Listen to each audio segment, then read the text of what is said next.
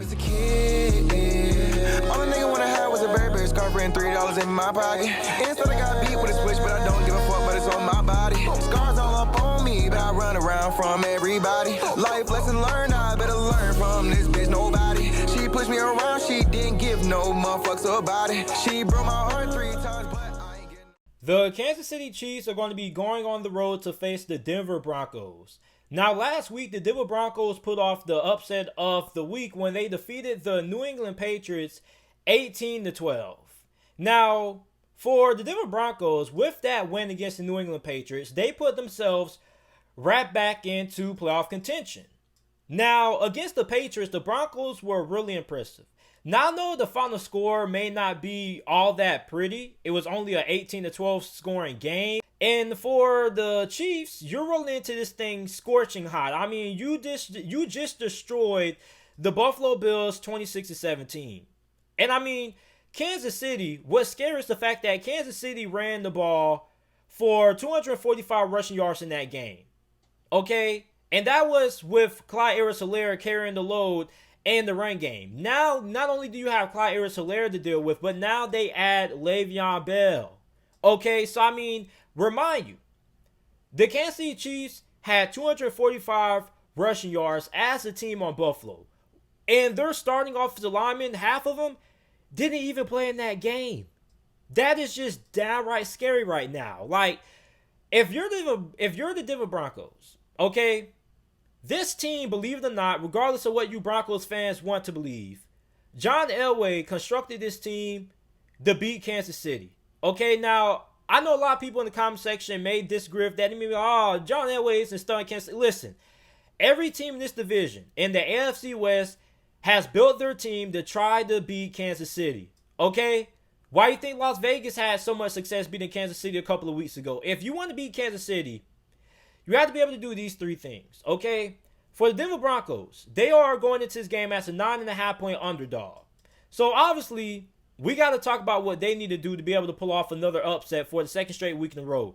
The first thing is going to be they need to limit the big plays. Now, Buffalo was pretty successful in terms of limiting Kansas City's offense from having these big 40, 50-yard explosive passing plays down the field. But what killed Buffalo was the fact that they were so worried about stopping the big plays in the passing game that they couldn't stop the run. So if you're Denver, your defensive line is pretty good. So, I mean, for Denver, if you're able to keep everything in front of you and you don't let Tyreek Hill or a guy like Mecole Hardman or Travis Kelce torch you for like a big 40-yard reception or something like that, you're going to be in a good spot. Force Kansas City, force Patrick Mahomes to take what the defense gives them. The next thing that Denver has to be able to do is they have to be able to get pressure on Patrick Mahomes. You see, the Las Vegas Raiders were able to get consistent pressure on Patrick Mahomes. And that was a large reason why they were able to win that game. So, if you are the Denver Broncos, if you're able to get pressure on Patrick Mahomes, now listen, Patrick Mahomes is going to have a couple of plays that he does, his Patrick Mahomes magic. He breaks out the sack, and he extends the plays, and he throws it across his body for like a 20-yard gain and things like that. But you can live with those kind of plays, okay? Those plays as a defensive coordinator, you can live with, okay? Because it's Patrick Mahomes back there. You can live with Patrick Mahomes doing those kind of things, having those kind of plays. But as long as you keep Patrick Mahomes from having a big game when he just dots up your defense and consistently is having like 20, 30-yard chunk plays, you're going to be in a good position. And then the most important thing that Denver has to be able to do on offense is they have to be able to attack this Kansas City Chiefs secondary vertically. Now, Las Vegas was able to do it because it has to be on the outside with Henry Ruggs. And Denver should be able to do it because you have Jerry Jeudy, you have KJ Hamler, you have some weapons on the offensive side of football that can cause some problems for the Chiefs secondary. And I think Jerry Jeudy, being the best wide receiver currently on this Denver Broncos team that isn't injured, I think he has to have a big performance. Now, last week, Kansas City's defense showed some weakness. That secondary got exposed, but you weren't really able to see it, and nobody really talked about it that much because Josh Allen was overthrowing everybody. So if you're Drew Lock, you have to be able to do what you do best, which is throwing the football down the field with that big arm that you got and hitting these wide receivers in stride downfield, because I don't really have a lot of confidence in this secondary of Kansas City. Aside from Tyrann Mathieu and Thornhill, I don't really trust none of these cornerbacks that Kansas City has on their roster right now. And like I said last week, Kansas City had a lot of chances that if Josh Allen was able to hit some of those wide receivers like Stephon Diggs on that corner route, Buffalo could have won that game. So, I mean, if you're Drew Lock, you have offensive coordinator Pat Shermer. He has to recognize that. He has to find ways to attack that Kansas City Chiefs secondary vertically, which is going to be easier said than done because, I mean, when you try to attack the Chiefs secondary, you're not going to have a lot of time to do that because you have to worry about these pass rushers. You have to worry about Frank Clark. You have to worry about Chandler Jones, or Chris Jones, excuse me. So, I mean, it's easier said than done of being able to attack the Kansas City Chiefs secondary.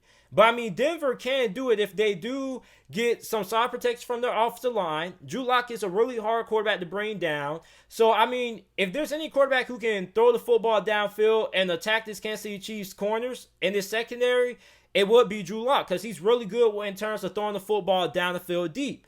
Now, for Kansas City, what you need to be able to do is you need to get pressure on Drew Lock, throw some exotic blitzes at him, get pressure on him. He's really hard to bring down for some odd reason. He's not the most athletically gifted person. Like, he's not like a Josh Allen or Lamar Jackson, but he's really nimble back there in the pocket. So that's what makes him so hard to bring down. So if you're Kansas City, you need to get some pressure on Drew Lock, force him into some mistakes, force him to make some bad reads. And the most important thing is going to be taking away the run game from Denver. If you force Denver to have to throw the football to win this game, I think that is something that, could go in your favor. Now, if you allow Denver to have success running the football, then it may be a long afternoon for Kansas City. Because if Denver's able to run the football, then they can keep Patrick Mahomes off the field. They can control time possession. They can basically control the game.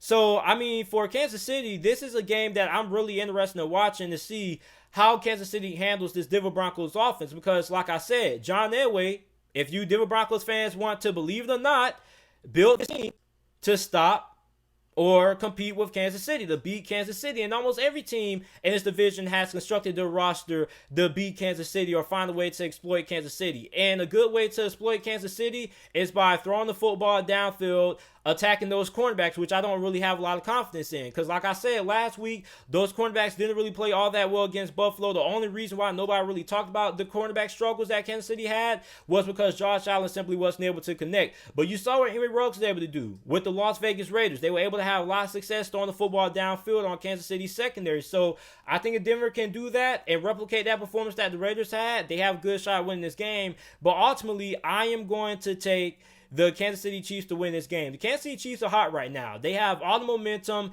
and Denver has a lot of momentum as well. But I just think that Kansas City, with how they've been playing on offense, it's really hard for me to choose against them. Now, will they cover that 9.5 point spread? I don't know. But I do think that Kansas City right now, with how they've been playing, is the best team in the NFL. So I'm going to have to take Kansas City to get the victory. 27-20 is my final score prediction in this game. I'm taking the Chiefs.